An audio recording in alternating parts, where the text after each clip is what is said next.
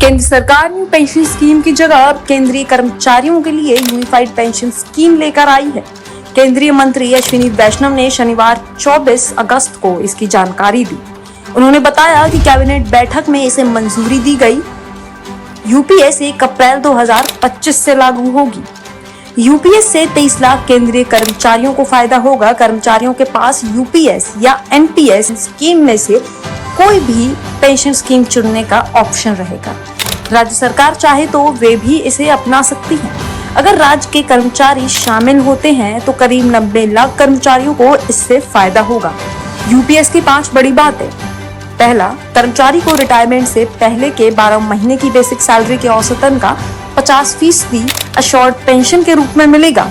किसी ने अगर 25 साल काम किया है तो उसे यह पेंशन मिलेगी। 25 साल से कम और 10 साल से ज्यादा है तो कम होगी। दूसरा, कर्मचारी की मौत होने के समय उसकी जो पेंशन बनेगी उसका 60% पेंशन के रूप में परिवार को मिलेगा। तीसरा, 10 साल से कम सर्विस होने पर अशोर्ड मिनिमम पेंशन 10,000 रुपए महीने होगी। महंगाई के साथ ये आज की तारीख में करीब 15,000 रुपए होगी। चौथा, इन तीनों पेंशन पर महंगाई के हिसाब से डीआर यानी डियरनेस रिलीफ का पैसा मिलेगा, जो all India consumer price index for industrial worker पर आधारित होगा। पांचवा, किसी कर्मचारी को उसके नौकरी के आखिरी 6 महीनों की सैलरी और भत्ता एक लमसम अमाउंट के तौर पर दिया जाएगा।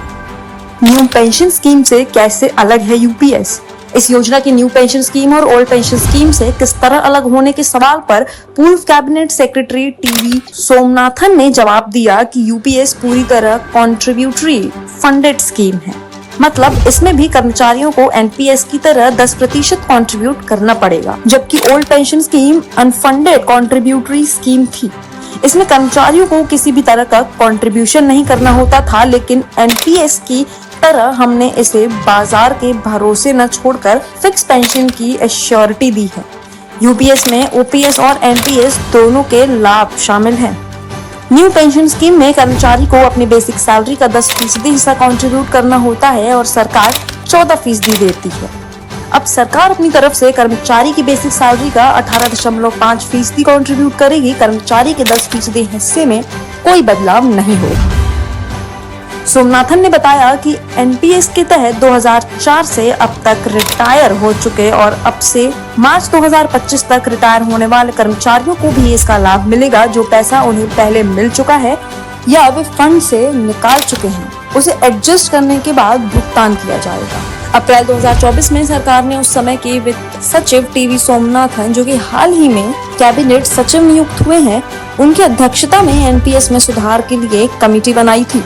कमेटी ने सुधार के लिए दुनिया भर के देशों की पेंशन स्कीमों सहित आंध्र प्रदेश सरकार की तरफ से किए गए सुधारों की भी स्टडी की है। कमेटी की सिफारिशों के आधार पर ही सरकार यूनिफाइड पेंशन स्कीम लेकर आई है।